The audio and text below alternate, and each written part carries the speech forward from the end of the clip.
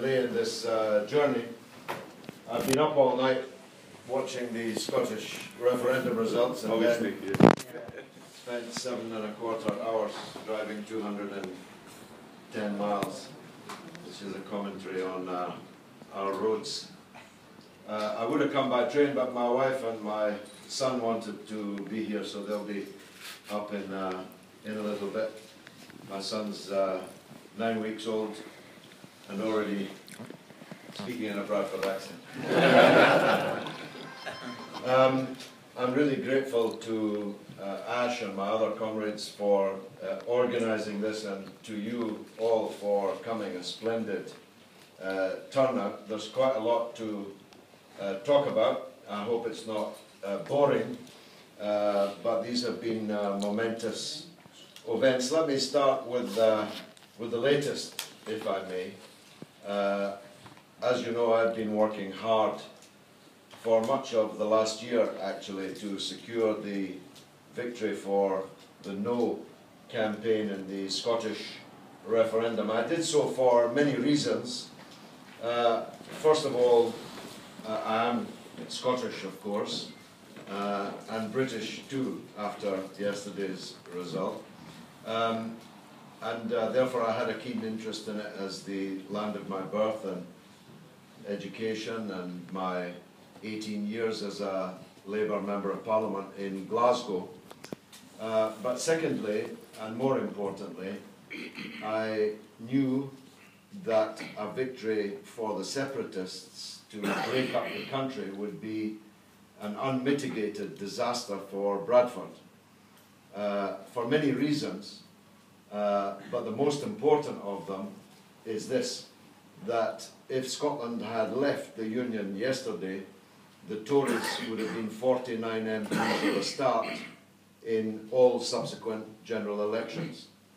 And I don't know about you, but I don't fancy that Ed Miliband being able to win a race that he starts 49 behind.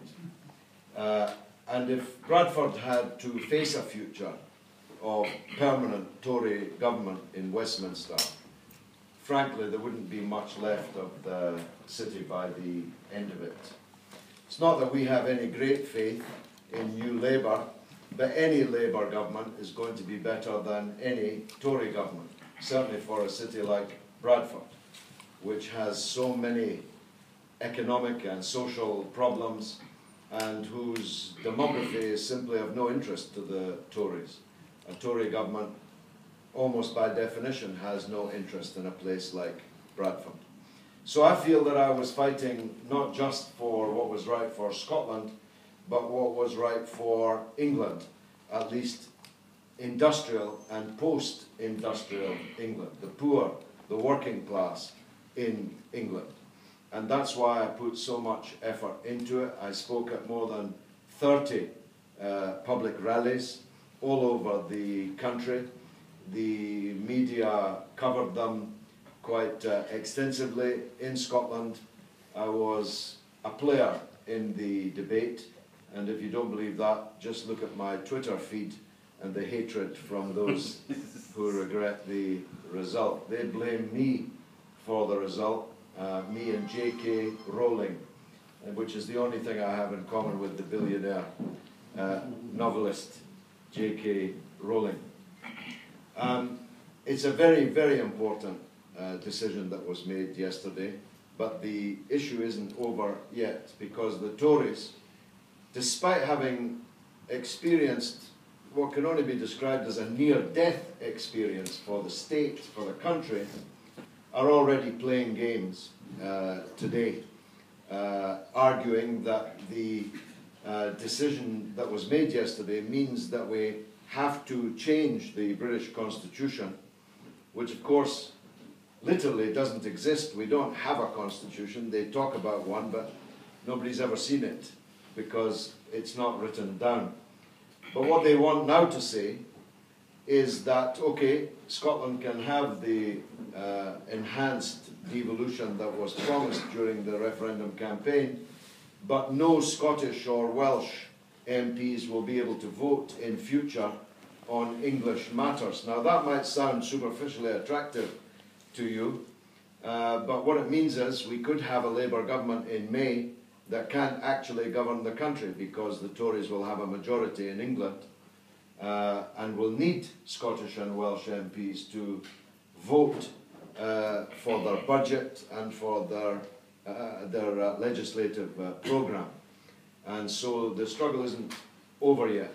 And Cameron's speech today, and the speech of many English Tory MPs, is designed to whip up English nationalism against the Scottish and the Welsh, but for absolutely partisan Tory reasons. And there's nothing in that for you, there's nothing in that for us. Because what it would mean, for example, is that you might have a Labour government committed against privatisation of the health service, but an English Tory majority insisting on privatising the English health service.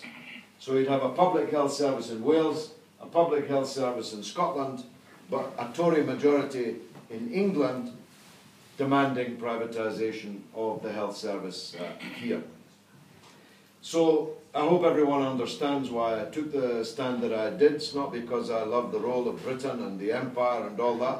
I'm the opposite, as I hope you all know. But I could not stand by and see Scotland commit an act of self-harm, which would moreover harm the people I'm elected to represent. The situation that was the proximate cause of this gathering was what happened to me a few weeks ago now on the streets in England, in London. But that has been superseded by arguably an even more serious event.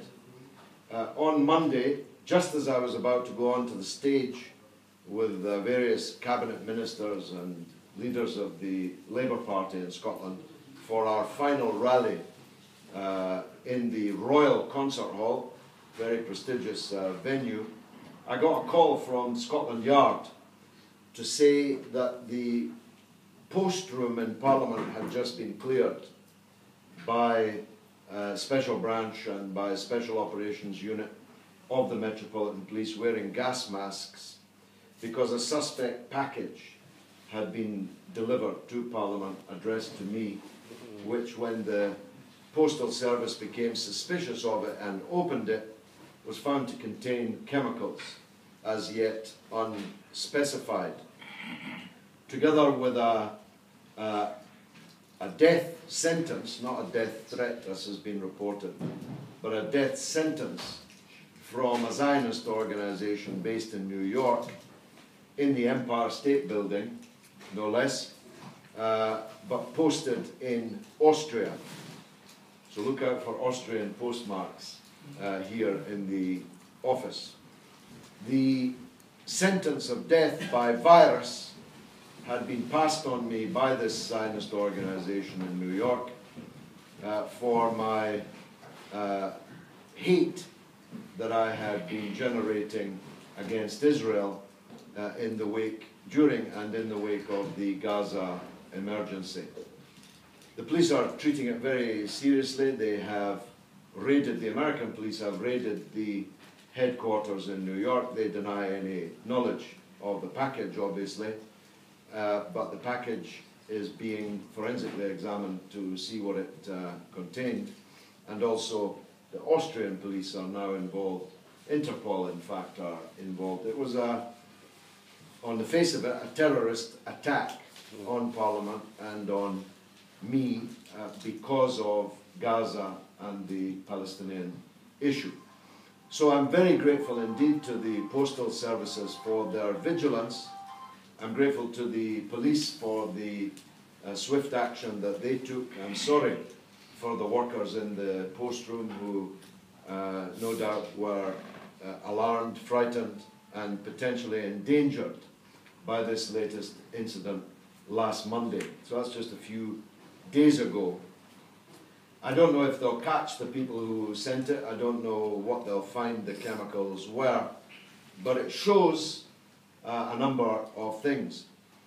First of all, it shows that we've made a really big impact in our stand for Palestinian rights here in Bradford, and that they recognise that we are the centre of British opposition to the crimes that Israel commits routinely on a daily basis and for many decades, a point to which I shall unfortunately have to return in just a minute.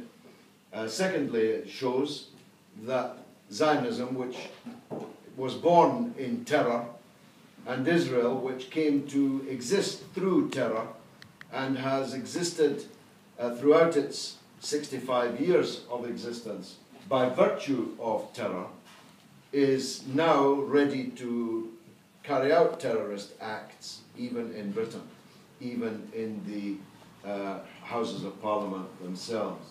Now, of course, I'm not saying the state of Israel is responsible for this package, but the hysterical propaganda that they have mounted about us and the stand that we have made is responsible for unleashing terrorist acts by those who support them. And they're certainly not condemning them, as anyone who looks at the Zionist press can see. Their reportage of this latest package is, frankly, tongue-in-cheek. And it more or less says, well, this is most unfortunate, but what can you expect? People who love Israel are not going to allow people like Galloway to ceaselessly, tirelessly, as they would put it, condemn and delegitimize us. That's a phrase that they are now using. They say that we are seeking to delegitimize Israel. Well, frankly, we do delegitimize Israel. We do not accept its legitimacy. Those of you who are here who are Pakistanis and have Pakistani passports or have ever had one know that it's stamped on your passport that you cannot use this passport to travel to Israel. The same for Bangladeshi passports, Indonesian passports. My wife's got one in our bag now, that no Indonesian citizen may travel to Israel. So, from our point of view, it is illegitimate. Its actions are illegitimate, and we will not be terrorized out of saying so. But that was just the latest incident. The one that's best known is what happened to me in West London, in Golborne Road, which is ironically an overwhelmingly Moroccan street, where I am often to be found for various reasons. As I was standing in broad daylight by my car, having a picture taken with two Moroccans, one local and one a visitor, out of nowhere, without a single word being spoken, a man of 39 launched himself physically at me, but out of my sight, from my side, so I didn't see him coming. He landed many, many blows to my face and head. The two Moroccan men were, first of all, they weren't really fighting age themselves. If the young Moroccans had been around, it would have been a very different story, but they were not. No one was around. And they took some time to restrain this man, who beat me about the face and head many times, launched a sort of kung fu kick against me, which sent me staggering backwards against the grill of a delicatessen, which had the grill down, it was closed, and I slid down this grill quite seriously, injuring my ribs. So I was then down on the ground, and the man proceeded to kick me several times in the face and the head, and then, such was his rage, he climbed on top of me and continued to punch me in the face. At that point, the Moroccans managed to pull him off, and he then assaulted one of those. I can safely say all of this in front of the cameras, because although he is denying a part of the charge, namely that the whole incident was religiously aggravated, he is not denying that he assaulted me and the man. Indeed, he's pled guilty to that. He is in prison and has been denied bail now twice. He's locked up with the sex offenders in maximum security 24/7 because it's said that several Muslim prisoners in the prison have tried to harm him. He will appear again in November, at which point he will seek to defend the charge that the incident was religiously motivated. On his Facebook, which is can only be described as an anthem to Israel, covered in pictures of him in front of Israeli flags and Israeli slogans, pro-Israel slogans. On his Facebook that very morning, the morning of the day that he attacked me on, he told everyone who was ready to look, but evidently the police don't monitor people like him, that he wished to cut my throat. So in the morning he said he wished he could cut my throat, and in the early evening he attacked me and seriously assaulted me. He's an interesting character, to say the least. He claims to have been a heroin addict for the last 25 years and to have been off heroin for the last 2 weeks before the assault.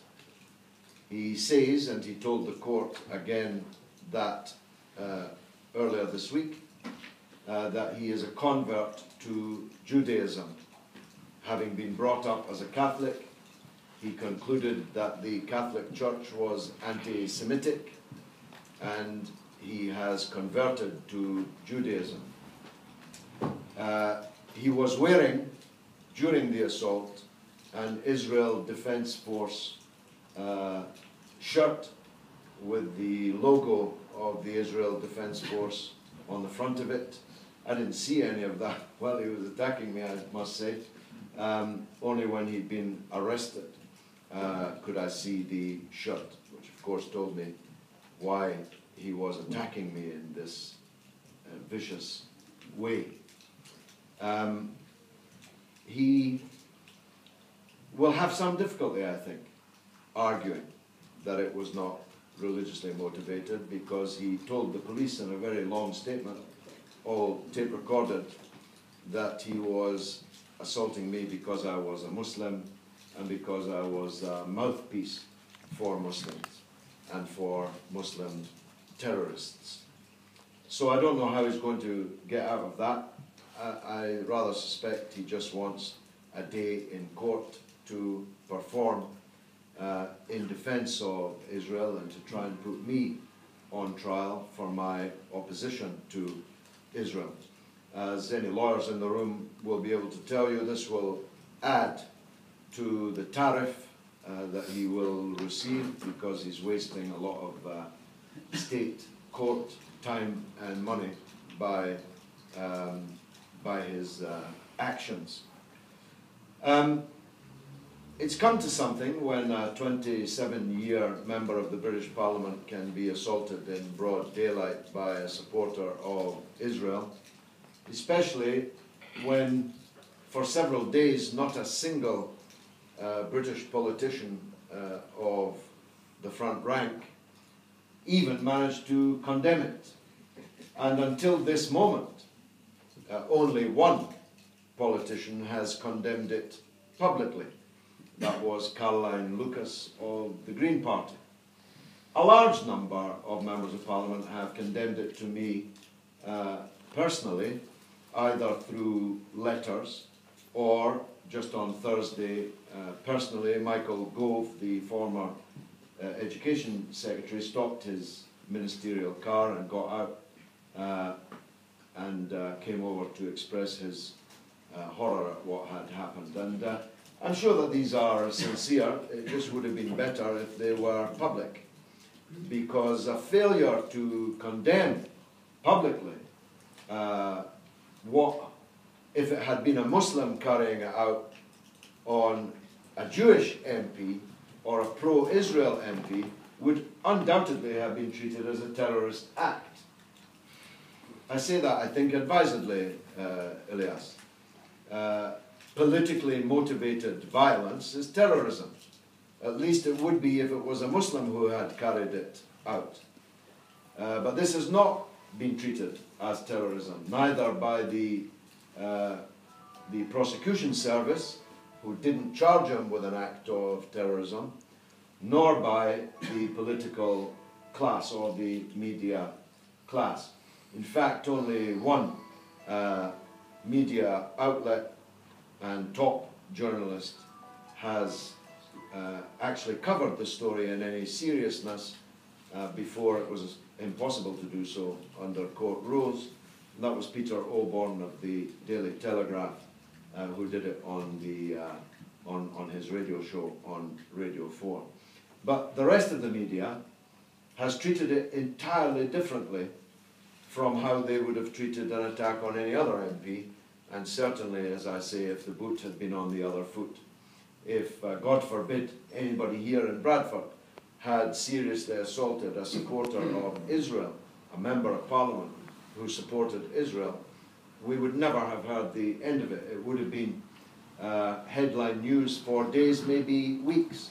New laws might have been introduced. Who knows, countries might have been threatened with invasion if the boot had been on the other foot. Because I've been busy in Scotland on my walking stick for much of it, I have not been able to yet meet the Speaker of the House of Commons, who again, I must say, singularly failed to speak out and condemn this attack on one of his flock, nor have I been able to meet the Commissioner of the Metropolitan Police, though I have asked both of them for a meeting, because I need to know from the state what the state is going to do to protect its members of Parliament. If the boot had been on the other foot, I would have driven here today with 2 armed special branch detectives. I've got no doubt about that. Instead, I drove here with my wife and kid. I don't have any security. I have had from the police alarms. I'm carrying one now that they say will bring a swift response, and the police will know as soon as I press it where I am, and I'm grateful to the police for that.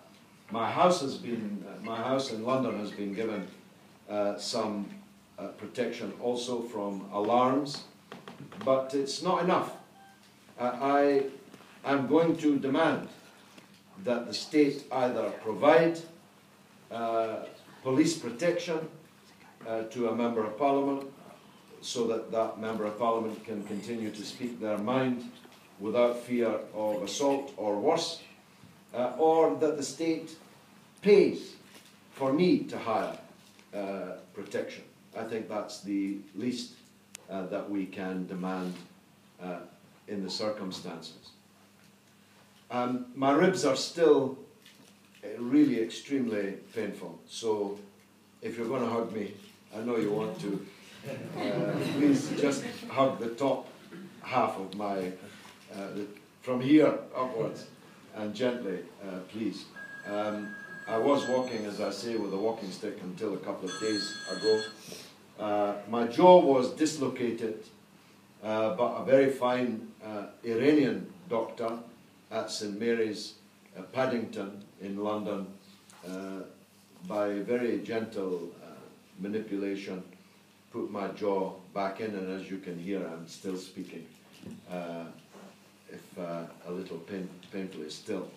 My head, as you'll have seen from the pictures, was quite badly bruised.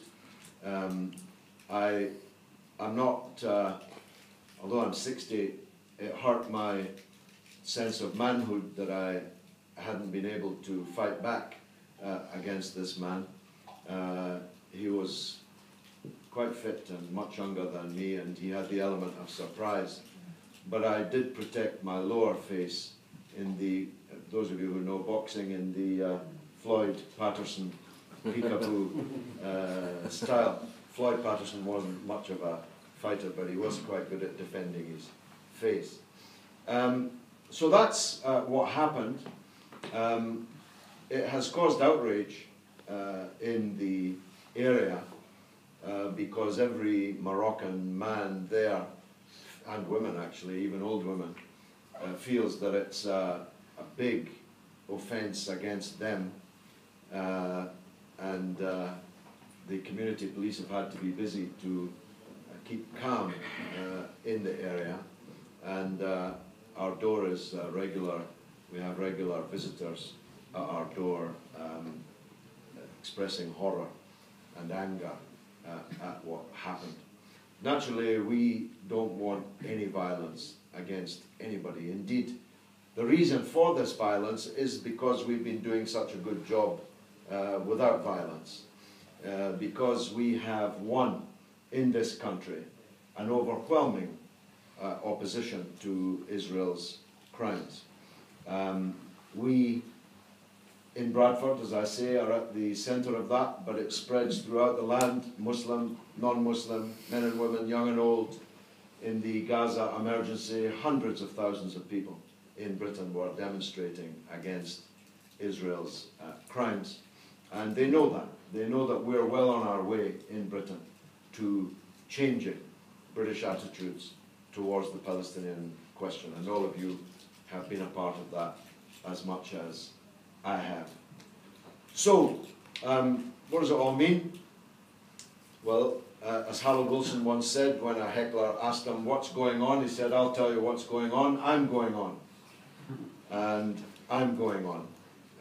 Going on with all of my work, all of my campaigns, and we need to start thinking now. I appreciate there may be people in here who are here just as well-wishers and they're not necessarily political supporters, and I'm grateful to you for coming if that's the case, but I'm not giving away any secrets when I tell you that we are shortly to begin our campaign to retain this constituency of Bradford West. I am seeking re-election as the Member of Parliament for this constituency, and I hope that as many of you as possible will help us to achieve that. We are thinking about Bradford East next door, and we are certainly committed to standing council candidates next May in at the very least a number of council seats sufficient to try and seize the balance of power in the City Hall. I don't know what lies ahead, either in May or before May. The British political situation is now extremely fluid. Who knows? Maybe the Labour Party will see the light and come over to our way of thinking. We'll have to wait and see about that. But one thing's for sure, our campaign in Bradford West begins now. Indeed, it already began. And those who want to be council candidates should come forward. Those who have council candidates in mind should come forward. Those who think we should stand in Bradford East as well should put their point of view across, or if you think not, put that point of view across. In other words, we want to now move on to battle footing, politically speaking, because we have to send a message. And this is where I said I'd return to this point. We made a stand during the Gaza war, and I made speeches on your behalf in support of the Palestinians being massacred there. Israel has challenged us. Their ambassador, imagine, came here and danced in our Centenary Square. Israel's ambassador, in the middle of a massacre in Gaza, came to Bradford, posed for pictures at the city signs, took tea and biscuits with the council leadership in your city hall. Well, if the Moroccans in my area are upset about what happened to me on their watch, I hope you're upset that that happened. I hope you're upset at the politicians who allowed him to do that and kept it secret from the people of Bradford until he had left the city. I hope you're upset that the Zionists everywhere have pictures of him at the Bradford Town Hall holding up his Israeli passport. He's a very undiplomatic ambassador, I must say. This is a provocation. It's a challenge. And I hope that people in Bradford West will rise to that challenge. Because if we don't win here in May, then the Israeli ambassador won. Those who support Israel won. I made a stand on your behalf. They challenged it, and they won. That's not much of a message. That's not one that I think any of you would want to be sent from here. So whoever I'm fighting at the general election, I'm also fighting the Israeli ambassador and the supporters of Israel who came here and danced on the graves of hundreds of Palestinian children, more than 500 Palestinian children, and hundreds of women and hundreds of men. They danced here in Bradford.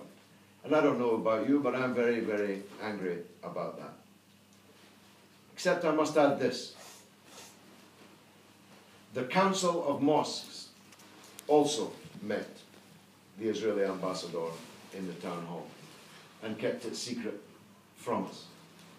Worse than that, much worse than that, the Council of Mosques handed the Israeli ambassador a letter, a copy of which they made public themselves, which said this: Your Excellency, it addressed him, so much for delegitimization.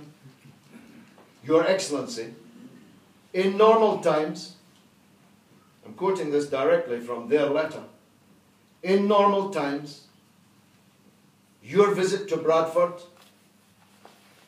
would have been a cause for welcome, even celebration. But to come during the Gaza war, etc., etc. Well, there are no normal times. Israel is not a normal state. And how could any Council of Mosques believe that there could have been any time in the last 65 years when the visit of the Israeli ambassador to Bradford would be a cause for celebration? How would you have celebrated it? How would the Council of Mosques have celebrated it? Would they have slaughtered a sheep to welcome the ambassador of a state that wiped out the Palestinian identity, sent hundreds of thousands of Palestinians into exile for the next 65 years? How could it possibly, how could any Muslim state to His Excellency that normally his visit to Bradford would be a cause of celebration? He then, on behalf of the Council of Mosques, he then stated in The Guardian, in quotes, that Galloway and the Israeli ambassador should take their quarrel out of Bradford. Bradford doesn't want to be involved. Well, is that really true? Can that possibly be true? How could it be? Centenary Square was filled with thousands of people denouncing Israel. How can it possibly be the case that, speaking on behalf of the Muslims in Bradford, a statement can be made by the spokesman of the Council of Mosques that Bradford doesn't want to be involved in the Palestinian question, wants the ambassador and me to take our argument elsewhere? I don't believe that. I don't believe that he was speaking on behalf of Bradford's Muslims. And we have to show that. And the only way we can show it is in the ballot box in May. So we don't just have to show the Israeli ambassador what's what, we have to show those who collaborate in any way with him, and that includes Dave Green, the council leader who welcomed this man. Imagine, he welcomed the Israeli ambassador to the City Hall on behalf of the city during the Gaza war, not before it or after it, but during it. Personally, I'm outraged by that, and I hope that the people in Bradford are outraged by it too. And if they are, then they have to show it in the election in May. So that's all I have to say. I'm sorry it's been long, especially as I caused you to wait. I hope there's food, but before or during the food, I'm happy to take any questions.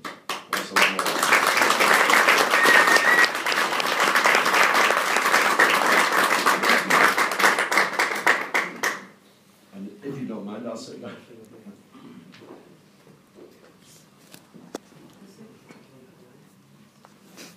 Anyone? Yes, brother. You said the haters will give you recognition for your role in saving the Union. Yeah. Do you think Westminster and the cronies will give you true recognition for what you did in saving the Union? I think the Queen will probably offer me a knighthood. I'll take a poll as to whether I should accept it. Yeah, I mean, I think everyone realises that given how close the separatists came, that our campaign made a decisive difference. Not just our campaign, of course. Gordon Brown coming out of retirement was also a really important, more important factor. I should have said that I'm really against separatism. I'm really against it everywhere. You're a Sudanese. Sudan was severed, and everyone lost. A great and potentially powerful and rich country in Africa was cut into two by people who did not have the people of Sudan's interest at heart. And now South Sudan, as they call it, is a basket case, and the north of Sudan has lost 75% of its oil revenue. I'd feel the same about any attempt to separate Pakistan. I know there are many problems in Pakistan, but none of them are going to be solved by Pakistan breaking up. And the same is true for many, many countries in the world. In my view, breaking up countries, unless there's an overwhelming reason to do so, caused by national oppression, which cannot be resolved in any other way, countries should not break up. And I think that those which have, ordinary people have been the losers. Thanks, Ahmed. Yes, Ms. Galloway, I came across an article on social network, I just wanted to clarify, that you received some hate mail in Westminster. Somebody sent some hate mail saying they wanted to be injected with some lethal disease. I just wanted to clarify, was that true and what happened? Yeah, actually before you came in I explained it in some detail, so I'll give you the short version. A suspect package arrived on Monday at the House of Commons addressed to me. The Post department in the House, which screens all my mail in any case, became suspicious of it. So they called the police. Police came with gas masks and other protective clothing. They opened the package, found that it contained chemicals of an unknown nature, and those chemicals are now being tested in the forensics laboratory. The package was posted in Austria, and there was a death sentence, not threat, but sentence inside, in the name of a Zionist organization in New York, based in the Empire State Building, prestigious address, and they sentenced me to death for my Palestinian activities, and said that the death would be by virus. So whether the stuff in the envelope is a virus or just a hoax, we don't yet know. But inquiries are now taking place in the United States and in Austria, as well as in London, as we are concerned. Yes, at the back. Naz. Good evening, George. First and foremost, I'd like to say thank you very much for coming this evening and spending some time with us and explaining the vile attack that actually happened in London. It's nice to see that you're actually on the road to recovery. Also, just wanted to relay my support to yourself and your family, and also really glad to see that you're back on the way to recovery and not stopping, because it is your voice that we require in Bradford and in Parliament. So thank you once again. Thank you. You're making me cry now. God works in mysterious ways. I had been with my 2 young sons just 30 minutes before the attack. Zayn and Faris, if they had been there and saw their father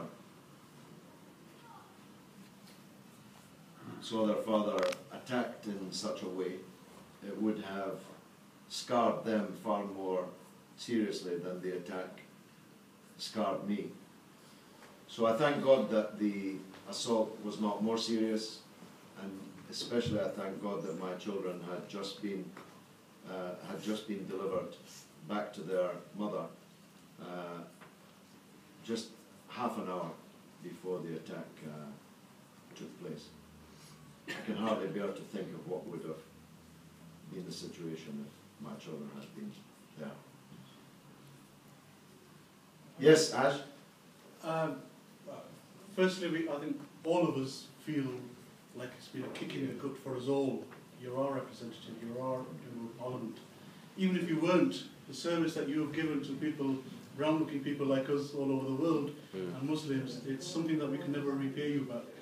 And whatever criticism you get of your enemies and our enemies, you never did deserve to be, personally attacked. And I know, like most of my colleagues here, as well as myself, we've been receiving messages from all over Bradford and even beyond. And people from cross parties, non-political, they say, look, we may have our differences with respect or with George, but what happened there and here was just unacceptable. So please pass on our thoughts for you and your family. So I'm just conveying your message on behalf of, because it's not really easy when something like that happens for people to ring you up and say, oh, because, there's, if it was a happy occasion, then you'd get thousands of phone calls, but Sure. People have expressed that they found it difficult to call you up and remind you, of what's happened, but people's hearts and minds and their prayers have been with you. Thank you very much, Ash. Ash phoned me while I was still in the hospital lying on the trolley, so the news was out very fast. The police leak every piece of news. And Ron was taking calls from the Press Association and the Mail on Sunday while I was still on the trolley in the hospital. Amazing. And Sky News were outside the hospital before I left. Thanks for that, Ash. Can I, if there are, once people have finished their questions, please do bring some refreshments and drinks. I know we've delayed because there was traffic on the motorway. So there's food and snacks. And Please feel free to help yourselves and come back to the meeting. Elias. George, it wasn't a question, but it's just a point, and it really annoys me. There's not been any mention in the media that an extremist organisation has sent to a pro-Palestinian member of Parliament potentially a chemical, whether it's a weapon or some sort of chemical. Can you just imagine, had it been a Muslim extremist who'd sent to a pro-Israel member of Parliament something in the post that was opened in the mailroom at the House of Commons, the headlines would have been chemical attack or terrorist attack on member of Parliament. And these are the sort of questions that need to be asked, whether it's amongst people or on social media. Why is it? Initially there's the physical attack on you, and then there's the item that's sent in the post. Why is it that the mainstream media just refuse to give it any coverage?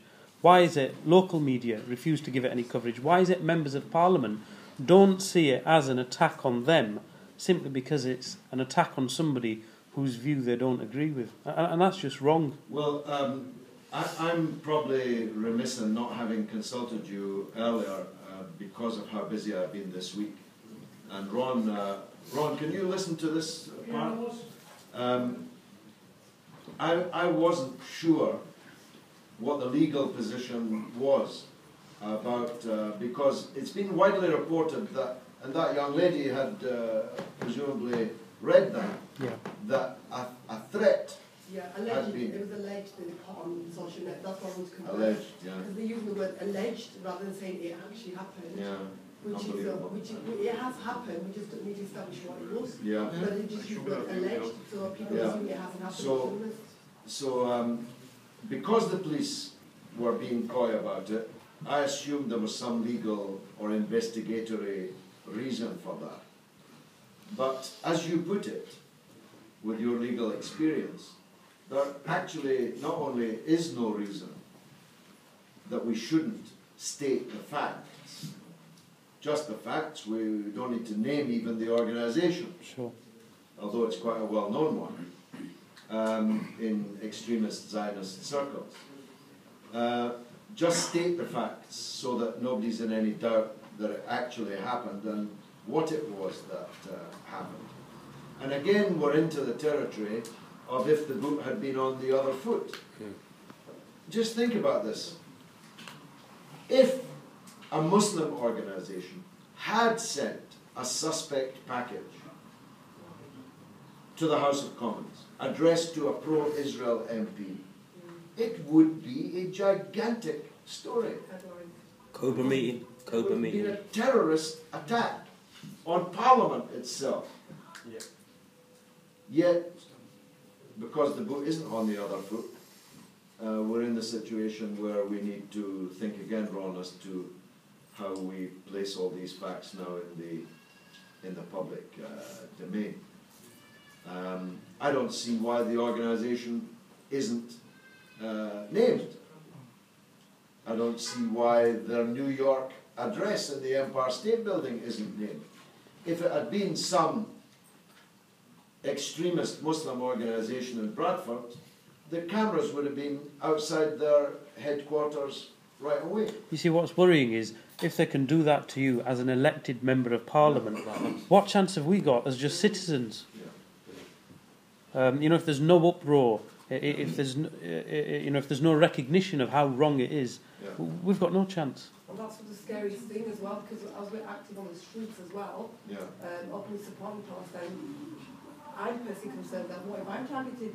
Well, some people have been. In Manchester, the people who were picketing the cosmetics shop were threatened by Zionists and were told by the police to stop their lawful activities.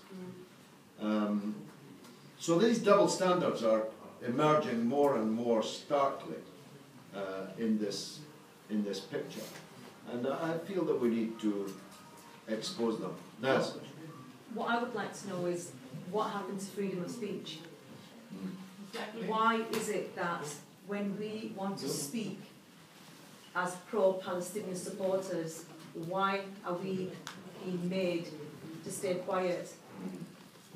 Well, tomorrow on our Sputnik show on RT tomorrow, we interview a barrister, top London barrister, on this question, which is not unrelated. If any Muslim arrived at any port in Britain and their passport showed they'd been in Turkey, even more if they'd been in Syria, they would be arrested at the airport. 100 British citizens have just been fighting in Gaza wearing the uniform of Israel, which is an illegal act already. You don't even need to change the law. Under the Foreign Enlistment Act, no British citizen may don the uniform of a foreign state army and fight in it. It's a criminal offence. Imagine if any of us went to, I don't know, Iran and joined the Iranian army fighting in Iraq, say, and then came back to Bradford hoping to continue our normal life. It would be impossible. Even if you weren't charged, you would be targeted, monitored, and the whole 9 yards. But 100 British citizens have just done it, and not one of them has been arrested. Not one of them is monitored. This guy who attacked me, his Facebook is full of the most vile, fanatic extremism, but I'll lay you out any money that no police officer has ever looked at his Facebook. But I bet they've looked at all of your Facebooks. All of them. I mean, what the GCHQ, we now know from Edward Snowden, is reading all our emails, all our Facebooks, all our Twitters. And they have our membership list. And Sorry, I just had to drop that in. yeah. But this guy, I mean, if somebody had had on their Facebook in the morning that they wanted to cut the throat of a leading politician on the other side, they'd have been arrested by lunchtime. As I do recall, I think David Cameron actually did get a threat on Facebook by a female, and the police were actually at her doorstep the next day. Yeah. Because if they're hoovering all this material up, they must have, you'll recall Ron, Operation Tinkerbell, they must have keyword associations that push the conversation up and up and up until somebody physically reads it. If you say, I'd like to cut an MP's throat, how does that not get to the top? How could it not? The answer is because he was white, because he was a supporter of Israel, and because the MP was me. Yeah. Selective. Yes, brother. George, earlier on, related to this, you said that you were hoping to meet the speaker and also talk with the, have a meeting with the police. Yeah. Now, is there any avenue of bringing anything to the attention of the House or to the people via a statement from either party, or what are you hoping to achieve?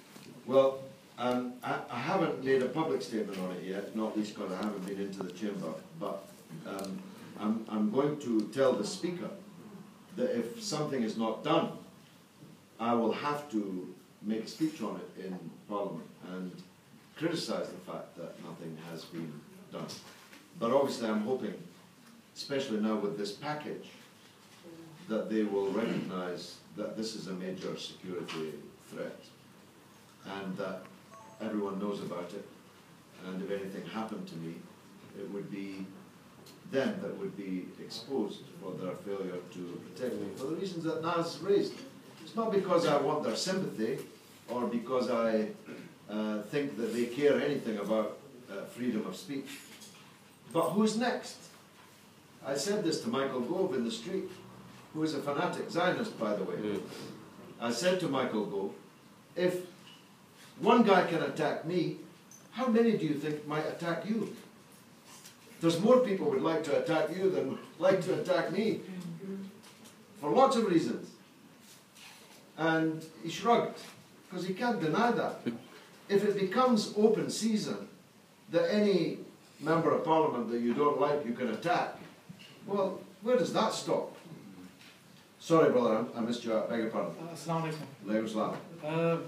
I mean, in this current climate of Islamophobia, I think it's becoming more and more apparent that there's very few safeguards left for, especially British Muslims who are actively engaged in championing the Palestinian cause. So what advice would you give in terms of protecting oneself in light of attacks from mysterious sources? And I will politely phrase it as a mysterious sources. What advice would you give for especially younger Muslims who are actually actively campaigning for the Palestinian cause? Well, this might sound trite, but I take the view as a believer that I'm not afraid of anyone but God. And it would be no defense on the judgment day to say I could have done this, but I didn't do it because I was afraid. So I urge courage on everyone. Of course, you have to be careful.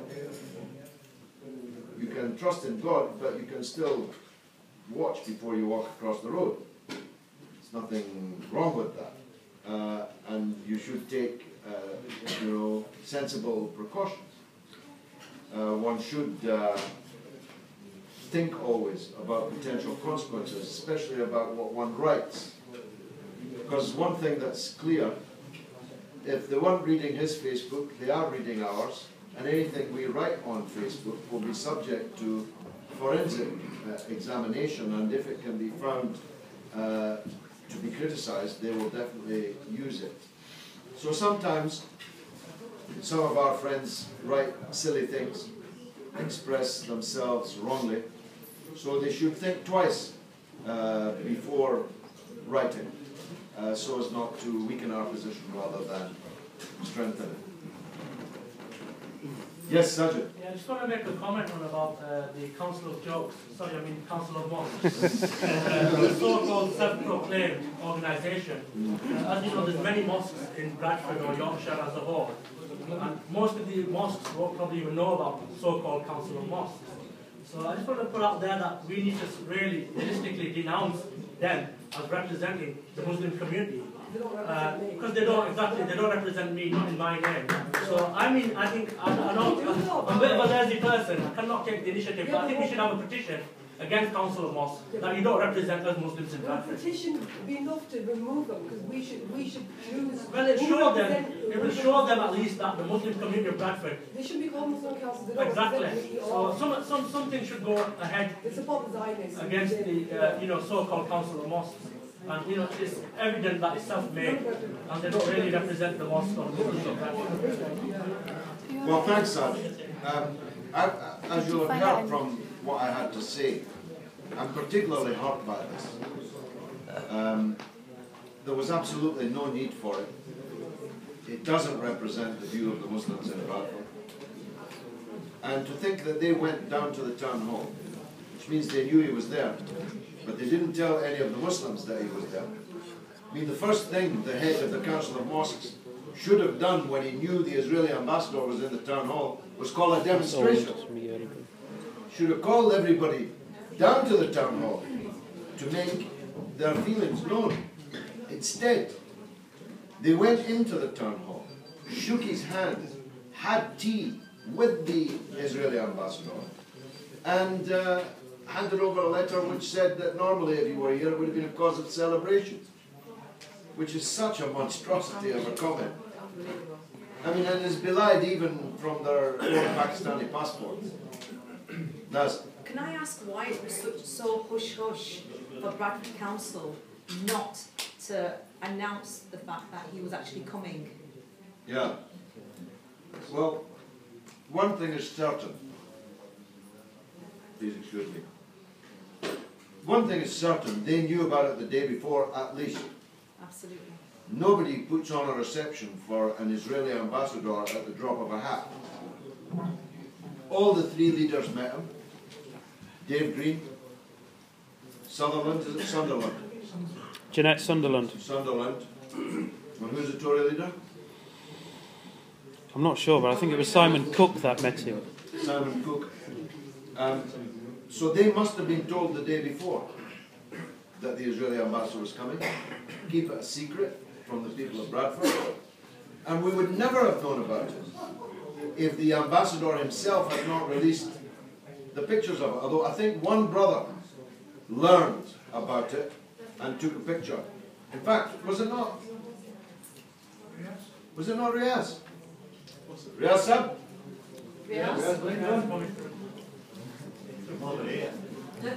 Brother, did you get a picture? Somebody turned up and got a picture. Yeah, I was just outside Zambia's garage at the time, just by chance. There was so much security. I knew something was going to happen, and just by chance, they pulled up with the big limousines and he just popped out. I just took a photograph of my phone. There's an old, Just by there's chance. an old synagogue there, you see. Yeah. So maybe they can. The one Well, that, there's an isn't old that the synagogue. Same, isn't that the same synagogue The that roof. we actually We helped? built the roof. Yeah, that's the one. Yeah, that's the one. Yeah? It wouldn't have a roof but for us.